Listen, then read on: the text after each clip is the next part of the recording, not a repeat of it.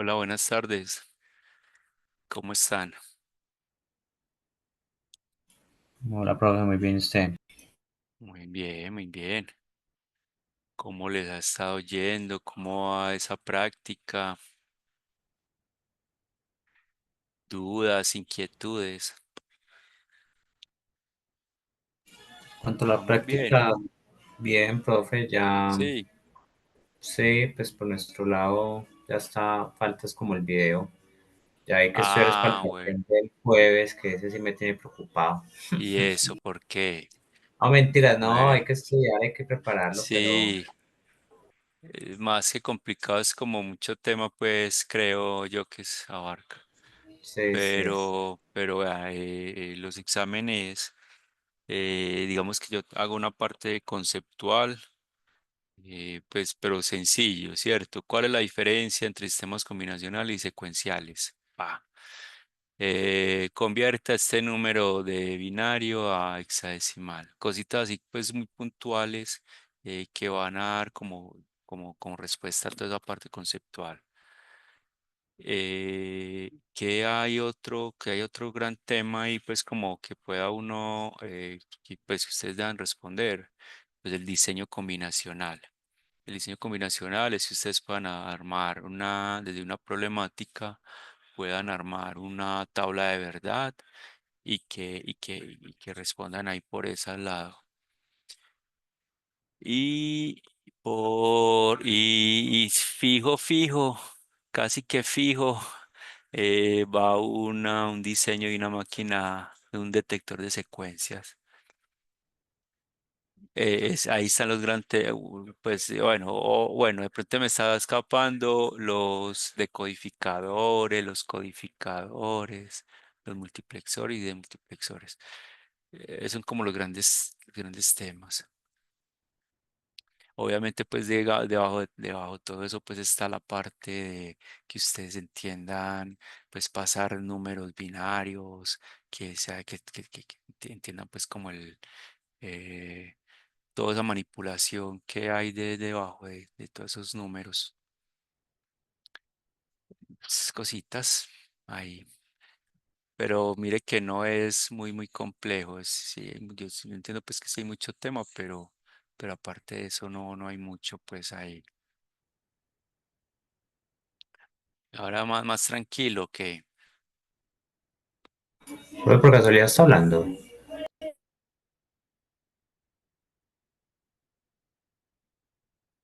sí, sí. ¿No me escuchan? Sí, yo sí lo escucho. Ah, bueno. Listo, yo oí todo esto que hablé acá Bueno, bueno, entonces ayer habíamos quedado estamos hablando de los tipos de computador, el tipo de sistemas computacionales. Voy acá a compartirles pantalla. Vamos a compartirles pantalla por acá.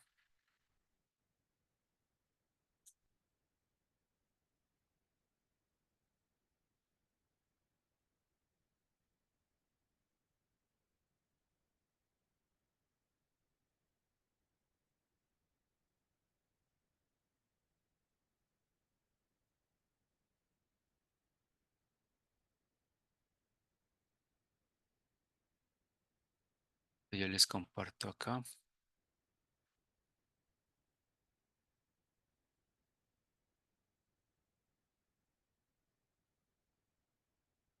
Bueno, ahí están viendo la pantalla, muchachos.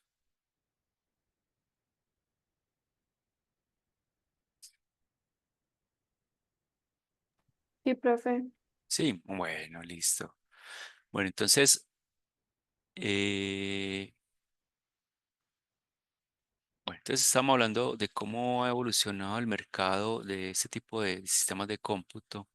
Hay sistemas que son de escritorio, sistemas laptop, smartphones, y hay un mercado que está creciendo, todavía no se ve cómo, en este momento no está parando, y son los dispositivos que van hacia el Internet de las cosas.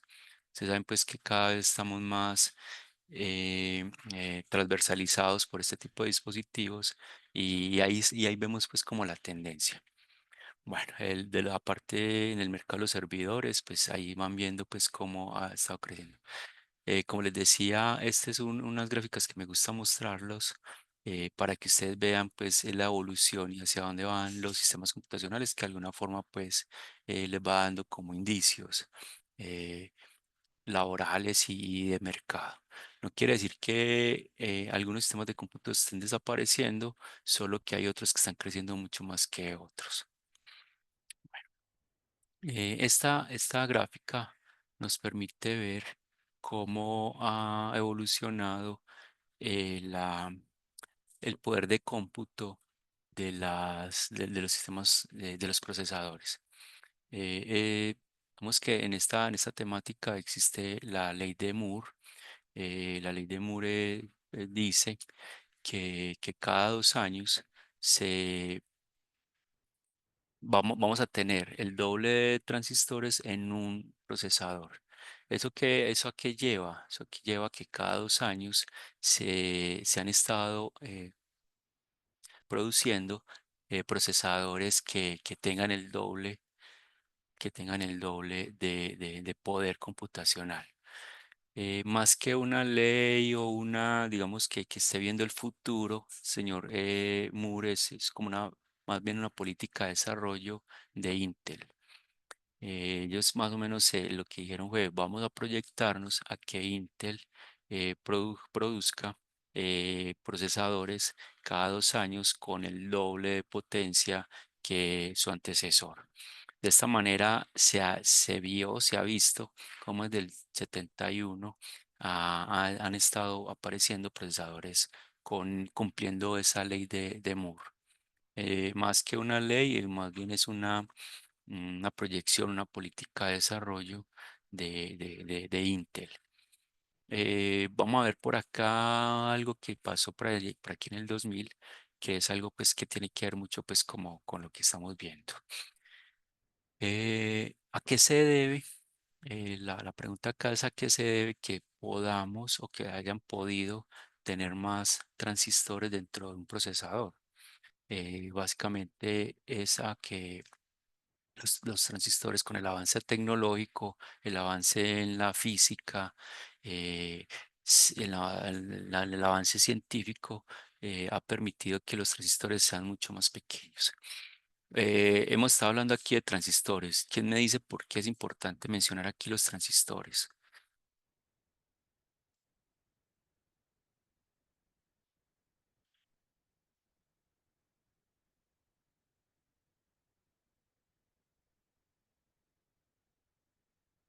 Pues mire, sí, Profe, ese es el que, pues es el sistema de la que genera como las señales eléctricas de 0 y 5 voltios, era el que era, ¿no?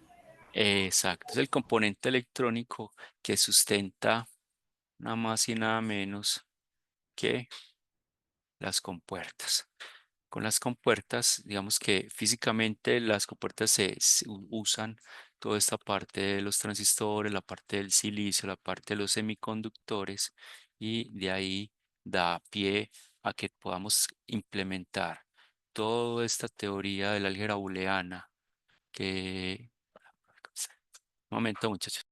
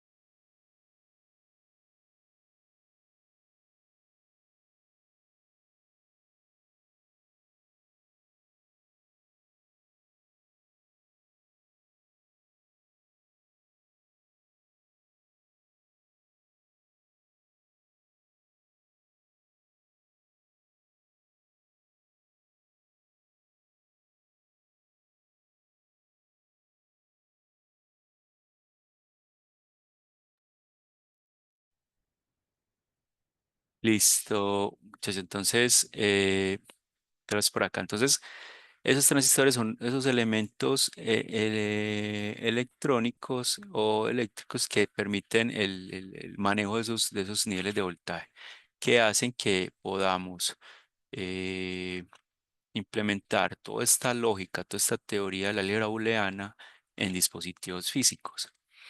Entonces cada vez estos dispositivos son más pequeños, con el avance, pues, como les contaba, científico, se vuelven mucho más pequeños y por eso dentro de un procesador podemos tener mucho más compuertería, que en general eso es lo que estamos buscando.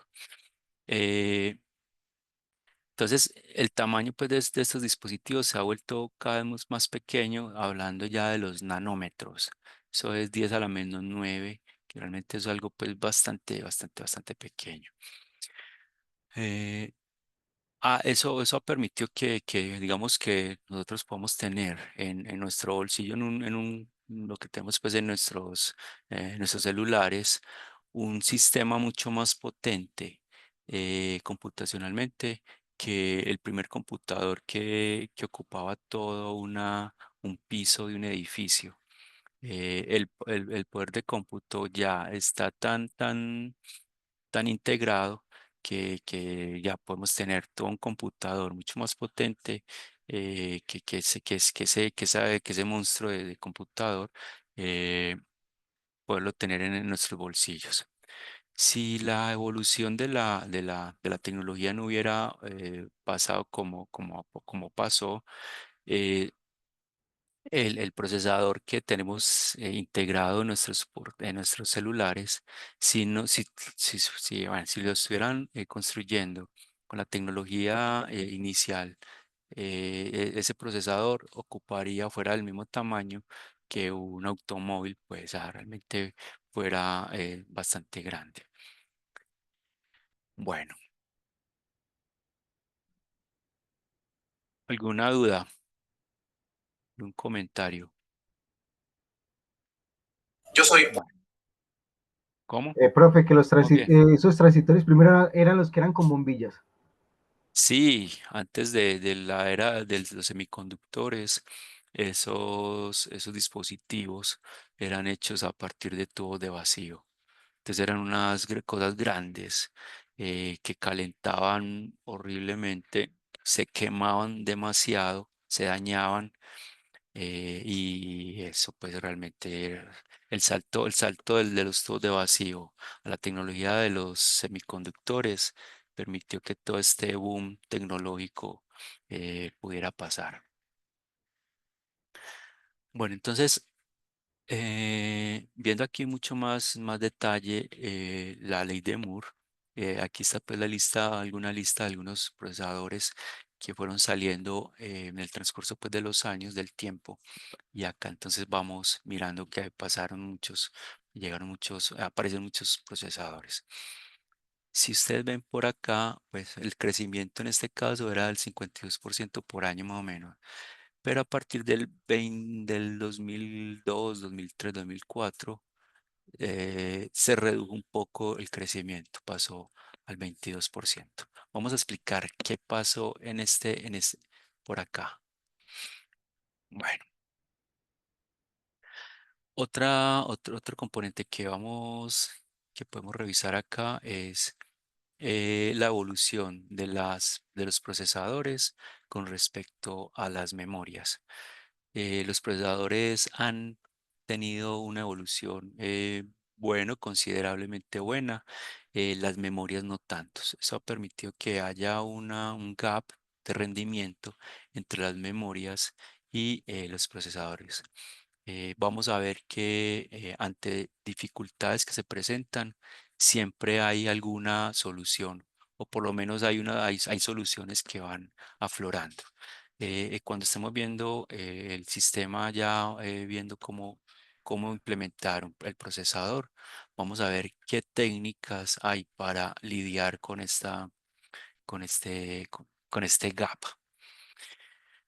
Bueno, algo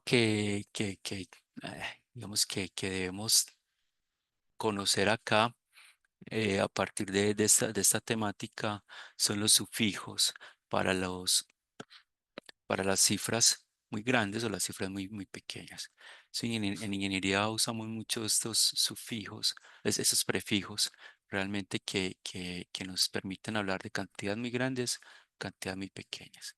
Entonces, es sí súper importante que ustedes ya empiecen a manejar lo que son los kilobytes o kilohertz, los megabytes, los gigahertz, los teras. ¿Listo? Cuando estamos hablando de estos prefijos, eh, eh, siempre que aparezca una K o hablamos de kilos, estamos hablando de 10 a la 3, los megas 10 a la 6, los gigas 10 a la 9, los tera 10 a la 12, los peta 10 a la 15 y ahí vamos para allá. Por ahora, digamos que los avances tecnológicos nos van llevando hasta los tera y muchas veces de pronto los peta, 10 a la 15.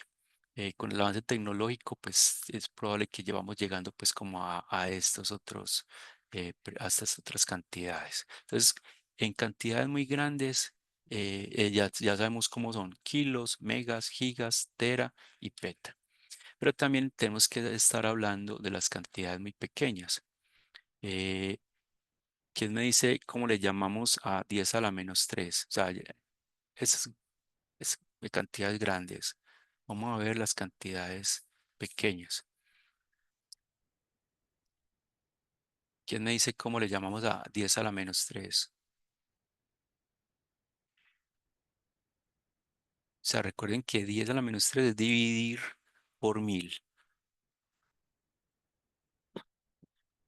Microbytes.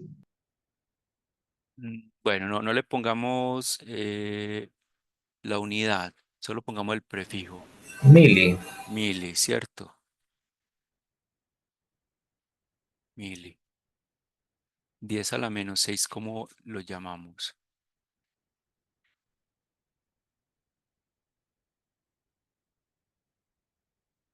Diez a la menos 6.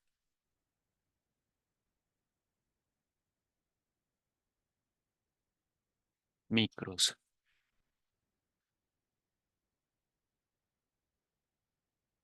Pues micrómetros, microsegundos. Listo, 10 a la menos 9.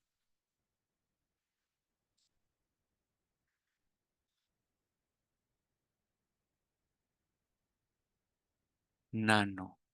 Entonces ya estamos hablando de nanosegundos, ¿cierto? Es para partir, o sea, digamos que los sistemas de cómputo son mucho, cada vez son más rápidos, y eso hace que estemos hablando de tiempos muy pequeñitos, de 10 a la menos 9, 10 a la menos 12 es picos. Bueno, son prefijos que muchachos que en todo el tiempo lo estamos viendo y que por lo menos ya sepamos pues, de qué nos están hablando.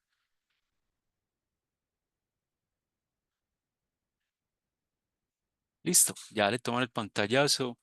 Bueno, realmente pues la información está pues van a tener acá pues las diapositivas, pero para que lo tengan ahí como material de referencia.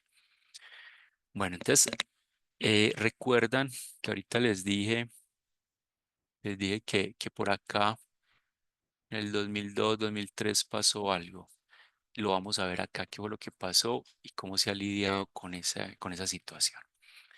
Entonces, ¿qué pasó con la evolución de los procesadores? Pues digamos que tecnológicamente daba para tener una frecuencia de reloj.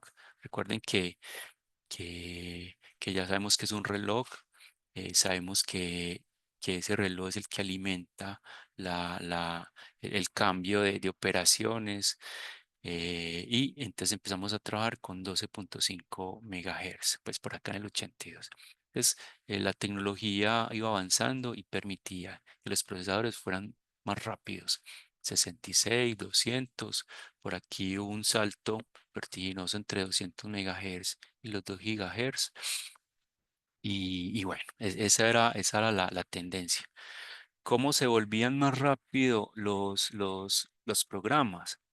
No, pues el programa uno lo hacía, el programador lo hacía, y esperaba 2 años y él lo ponía a correr en el procesador más rápido y el programa como tal funcionaba al doble de la velocidad. Eso era, pues, digamos, desde el punto de vista del desarrollo de software, pues era algo muy beneficioso porque se producía una vez y ya esperaba uno que el procesador o que la tecnología prácticamente le permitiera eh, funcionar el doble de velocidad. Pero por acá llegaron y crearon procesadores a 3.6 GHz. Y se dieron cuenta, bueno, ¿y qué pasó a partir de ahí? Pues se estancó la velocidad en gigahertz. Los procesadores ya no siguieron siendo más rápidos. Como venían evolucionando acá, se estancaron rápidamente, se estancaron. Entonces, veamos que prácticamente desde el 2000, llevamos 20, 24 años, 25 años con la frecuencia estancada. ¿Qué pasó? Pues, ¿por qué pasó esto? Porque a medida que, bueno, miramos esta otra tendencia aquí en la línea negra, que es el consumo de potencia. El consumo de potencia tiene que ver con qué tanto demanda energéticamente estos dispositivos para poder operar a esta velocidad. Entonces, a la velocidad pues, de la tasa de reloj. Entonces empezaron, ¿cierto? Por aquí consumía 3.3 vatios y subía y iban subiendo, por acá era estable, por acá lo que pasó fue que por, por algún incremento que tenían acá en la frecuencia, se disparó el consumo energético. El consumo energético se traduce en consume y también radia a la vez. Eso se volvía algo que era autodestructivo. Recuerden que tener mucha potencia, eso genera calor y el sistema se vuelve realmente autodestructivo. Se destruye. En este caso se dieron cuenta que no podían seguir subiendo la frecuencia, entonces por eso la estabilizaron. ¿Para qué? Para tener controlado el consumo de potencia y el dispositivo no era capaz de soportar tanto calor. Pero entonces, ¿qué pasó? ¿Se estancaron los sistemas computacionales? ¿O qué? ¿Qué pasó ahí? O sea, ¿será que tenemos el mismo rendimiento computacional de hace 20 años? o cómo se lidió con esta situación.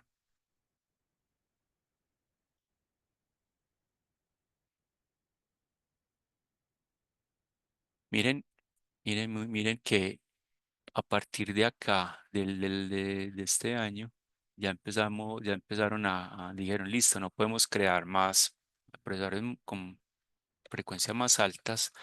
Lo que vamos a hacer es, vamos a crear procesadores con más core, con más núcleos. En este caso, entonces dijeron, listo, procesador, sigamos con esta frecuencia, pero pongamos más sistemas o más poder de paralelización. Entonces, en este caso ya tenemos un solo procesador, pero tenemos varios cores que están operando al tiempo recursos paralelos. Entonces, en este caso, ya el software realmente tiene que ir pensando en usar estos elementos paralelos. Listo. Ya no hay de cuatro. Mire que inicialmente era uno solo core, ya después son dos cores, ya son después cuatro, ya después 8, 16 y hay muchos más procesadores. Listo. Bueno, ¿alguna duda, algún comentario? Por ahora no, profe. Por ahora no, listo. Bueno, mira que esta temática es más de mostrarles hacia dónde vamos, mostrarles todo un panorama amplio, que después cuando hablemos de gigahertz, de megahertz, ustedes ya lo puedan tener claro.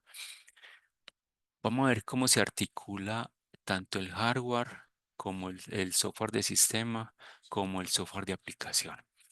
Listo. Y vamos a ver la materia a qué parte le apunta directamente. Te recuerden que arranquemos como el núcleo central, el hardware, que está cobijado por un software de sistema y después por un software de aplicación. Nosotros dónde vamos a estar en este límite donde se une tanto el software como el hardware. Ahí vamos a estar en nuestra materia entendiendo esto, cómo hacer hardware y cómo hacer ese software para que conversen. Listo. Vamos a ver cómo vamos software de aplicaciones para que puedan ser corridos sobre un hardware específico. Vamos a ver el concepto de compilación, ensamblado, para que entendamos pues esta parte. Bueno, ya sabemos entonces para que un conjunto de instrucciones puedan ser ejecutadas, eh, todo tiene que pasar a unos y ceros, o sea, no hay de otra. Listo. Entonces, en este paso usamos lo que llamamos la compilación y luego el ensamblado. Compilación en términos generales, pues hablamos de pasar de un alto nivel a unos y ceros. O sea, ese en términos coloquiales lo podemos seguir llamando así, ¿cierto? Pero en términos técnicos, compilación es pasar de alto nivel a un lenguaje intermedio y luego de ese lenguaje intermedio aplicamos un proceso de ensamblado para llegar a unos y ceros. Este proceso lo vamos a ver porque es necesario que ustedes comprendan este proceso para cuando necesiten optimizar o necesiten entender cómo está corriendo sus programas, puedan entender esta parte. Entonces, vamos a hablar del lenguaje de alto nivel, lenguaje ensamblador y lenguaje de máquina. Profe, ahí como al lenguaje de alto nivel, entonces quedaría Python. Sí, Python, C, C++, Java, o sea, algo que le diga a uno, sí, dos variables son iguales, o sea, algo que sea muy parecido a como nosotros expresamos las cosas, lenguaje de alto nivel. Lenguaje intermedio es un lenguaje como este, lenguaje ensamblador, ¿sí? que en lenguajes de, digamos, de programación, hay unos más de abstracción más alta que otros, es claro eso aparte, pero todos estos lenguajes de programación eh, clasifican como lenguajes de alto nivel.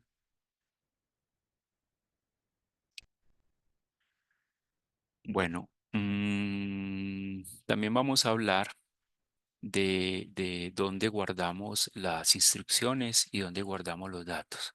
Para todos sabemos pues que si nosotros tenemos una instrucción como x igual a y más z, sabemos que la instrucción es sume y sume z y ese resultado llévelo a x, esa es la instrucción y todos sabemos que los datos son x, los datos son y y los datos son z, ¿cierto? Son dos cosas específicamente. Entonces, inicialmente, la arquitectura de von Neumann decía, bueno, guarde tanto los datos como las instrucciones en una sola memoria. Acá, entonces ahí está guardado. Entonces tenemos una sola memoria para instrucciones y para datos. Y a eso le llamamos arquitectura de von Neumann. Problema. Ah, bueno, listo. Venga, miremos acá antes de hablar del problema. Entonces, esa memoria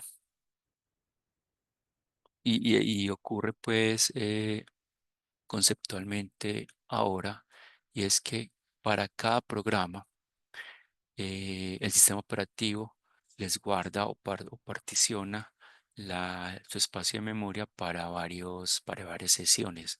Unas sesiones donde está el código, otras sesiones donde están todo ese tipo de variables que manejamos en nuestros programas y lo tiene en secciones diferentes. Bueno, vamos a ver entonces que una evolución de la arquitectura von Neumann es la arquitectura Harvard.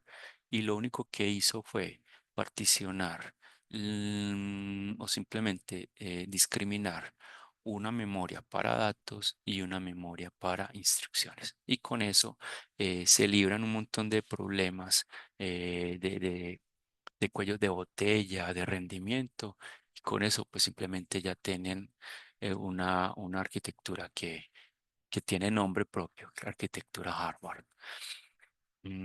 Esta es la arquitectura que están siguiendo todos los procesadores modernos y simplemente es eso, ¿cierto? Tener memorias por separado y ya. Bueno, para ir terminando, vamos a mirar desde la complejidad de los procesadores. Hay dos tipos de procesadores en cuanto a que corresponden a su complejidad. Hay procesadores que fueron hechos para ejecutar instrucciones muy complejas que hacen una suma, raíz cuadrada, guardada en memoria, acceso a la red, un montón de cosas en una sola instrucción. A esas arquitecturas, a esos tipos de procesadores se les llama SIX, procesadores SIX complejos, eh, bueno, un conjunto de instrucciones complejas. ¿Cuáles son esos tipos de procesadores? Todos los procesadores x86 o los que llamamos pues para servidores y escritorio son de este tipo. Entonces ahí entran todos los de Intel, AMD, que realmente hasta hace 20, 15 años pues eran los reyes, pues eran indestronables. Pero a la par de ellos se están desarrollando arquitecturas tipo RISC. RISC es de reducidas, simples, instrucciones simples, que solamente se dedican a sumar, a restar en instrucciones diferentes. Si necesitamos sumar, restar y acceso a memoria, tienen instrucciones para cada una de ellas, son simples.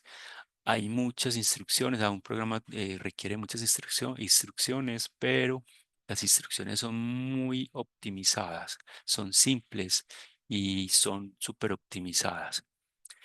Esta tipo de arquitectura dio pie o dio cabida a todo el boom de los dispositivos móviles. Dispositivos móviles que necesitaban ser óptimos en consumo de energía, que no calentaran tanto, que la batería pudiera durar un día, por lo menos 2 días. Y entonces ahí tuvo una cabida y digamos un nicho de mercado bastante prometedor. Eh, una arquitectura que es, digamos, el rey de estos, de los rigs, son los ARM. ¿Alguien sabe dónde usamos ARM?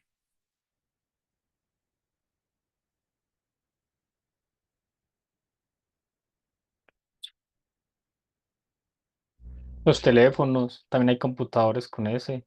Listo. Entonces, tal cual, ¿cierto? Acá hay todos, el 90% de los teléfonos inteligentes tienen este tipo de procesadores. Procesadores que son eh, muy óptimos en el consumo de la energía. Obviamente en poder computacional no le compiten a estos, pero en cuanto al relación, rendimiento, consumo de energía, les ganan a estos. Es tanto así que Intel ya está incursionando con este tipo de arquitecturas. Nosotros en el curso vamos a ver un primito, es un primo de la ARM, se llama el MIPS. Es un procesador mucho más asequible, más, en algunas partes un poco más simple, pero todas las generalidades que vamos acá conversan directamente con este ARM. Bueno, no sé si tiene alguna duda, alguna inquietud. Bueno, entonces ya sabemos pues el mundo de los computadores de escritorio con todo su poder computacional, pero también con todo ese consumo energético, con los x86, Intel, Windows mandando ahí la parada y el otro mundo, los smartphones de la parte móvil, Android mandando la parada y procesadores ARM. Listo. Bueno, ahí eso es lo que vamos a ver hoy. Mm, Va a ser pues, corto pues como la sesión. No sé si tiene alguna duda. Vamos, lo que vamos a ver desde luego es la arquitectura del conjunto de instrucciones MIPS. Ese es el tema que continuará. No sé qué dudas tienen hasta ahora, muchachos. Por mi parte, no, profe. Bueno, listo. Entonces, eso es lo que les voy a contar hoy. Bueno, entonces nos vemos entonces el jueves. Listo, profe, muchas gracias. Listo, muchachos. Bueno, profe. Listo. El examen el jueves a las 12. Bueno, nos vemos. Bueno, que estés muy bien, pues. Hasta luego, profe, gracias. Hasta luego, ustedes. Hasta luego, gracias. Hasta luego.